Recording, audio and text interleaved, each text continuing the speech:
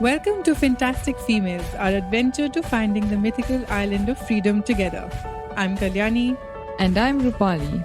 We are your next door finance experts sharing our experiences in the world of money and energetics.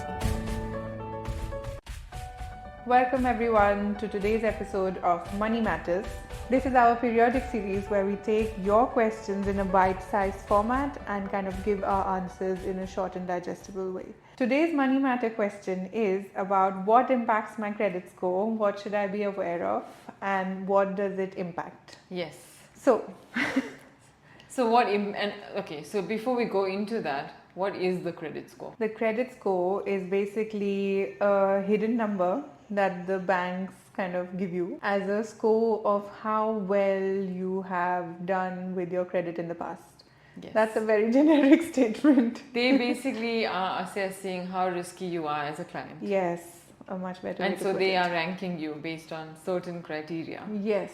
And that's why it's important because the score is used, it's a centralized score that all banks use. Yes, exactly. Let's kind of target the easiest question amongst these, which is what does it impact? So it impacts any big lending, any borrowing basically from banks. So it could be a car loan, mortgages especially, or even personal loans, business loans, etc. Yes, so banks want to understand, is it worth my while to borrow money to this customer? Yes.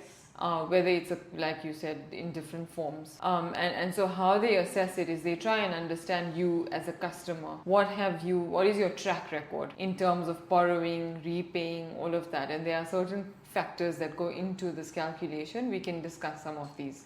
Yes. So the first one is payment history, and this is probably it's definitely the most important factor. And amongst this, in my financial coaching certification, they give 60% importance to whether the bills were paid on time, whether the borrowing was returned within time. Yes. So we know for a fact that the amount that you borrow doesn't matter as much as when you pay it back. Yes, because that tells them something about your personality, your financial situation, whether you're going to pay them back or not, essentially is what they're checking. Yes, exactly. So number one, don't be scared of using your credit cards as long as you can pay the amount on time. Exactly. So when I started working, my brother told me to get a credit card as soon as I started working, and I thought that's odd. But the reason was because that's how you kind of show that history of how you kind of spend and pay it off. Because remember, a credit card is debt. It's Yes. not your own money you're spending, it's Yes. the bank's money, and that you have to pay off at the month end. And linking to that point where I was told to get it earlier on is because your length of the track record is quite important. So the moment you start transacting with the bank in this capacity, that's when your track record starts.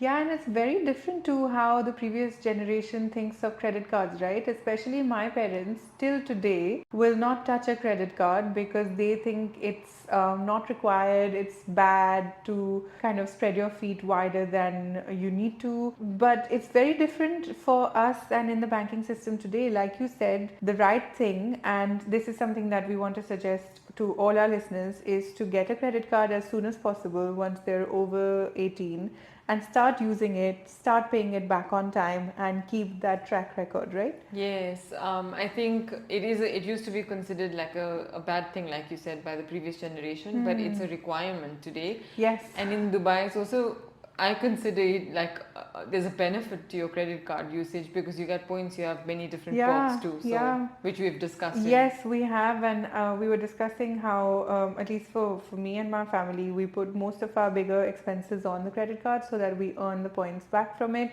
And there's a little bit of incentive on the spending that you were going to anyway do. Yeah. So definite positives to using a credit card with the correct timing, of course, like we said. And once again, I don't think I see it as money that I don't have. I very much keep a tab of the total that I owe and keep that in check. Yeah, definitely. Same here. So, I mean, as all banks do, they message you each time you use your card and they tell you your available limit. Yes. That's how you keep tabs of it. There's nothing special or extra No. we're doing here. We've got a number in mind Yes. that we would not want to ideally go over, not for whatever reason, but just for our comfort level. Yes. And then that's it. You pay it on time, and that's that. And then other aspects I think that come into your credit score.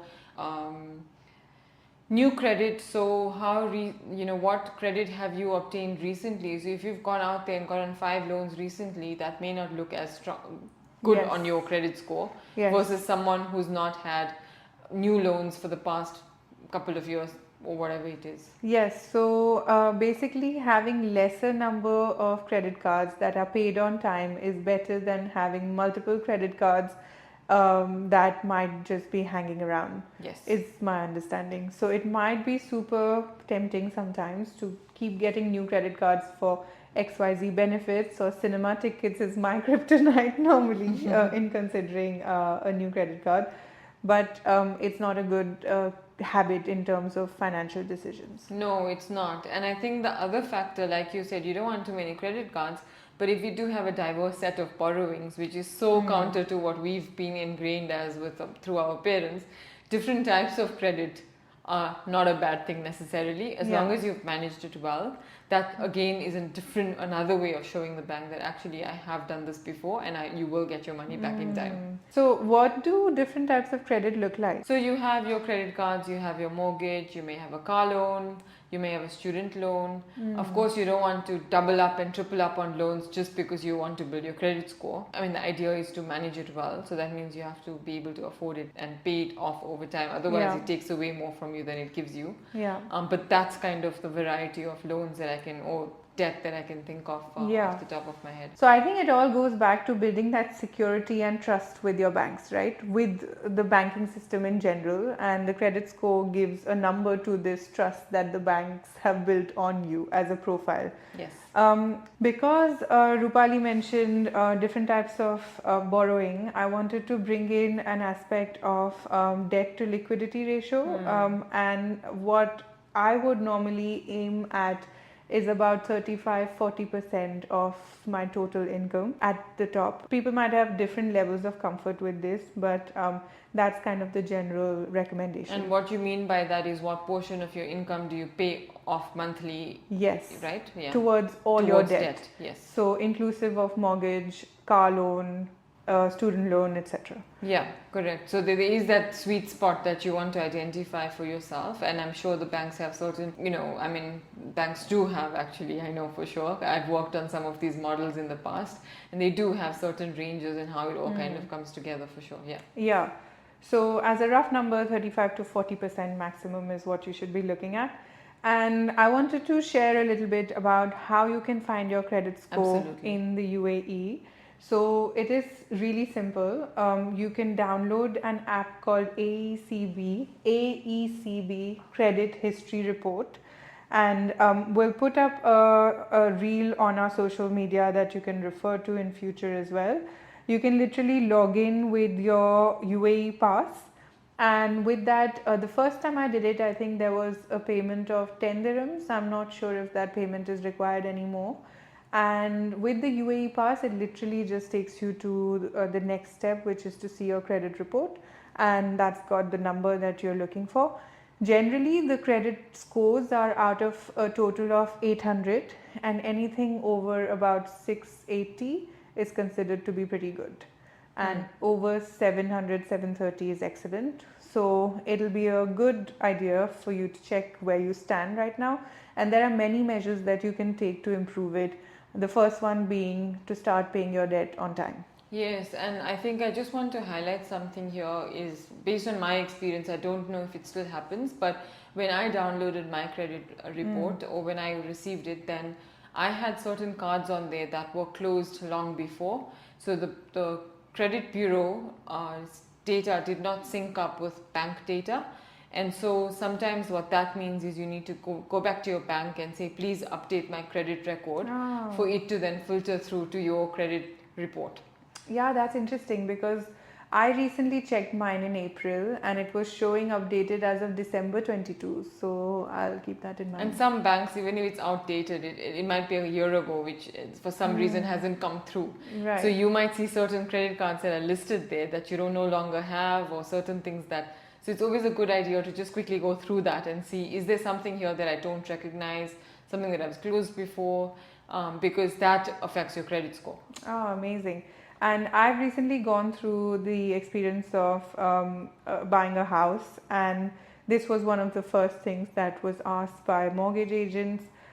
We were also looking at buying in the UK before, where we don't have enough history since we've been living abroad for more than 10 years now.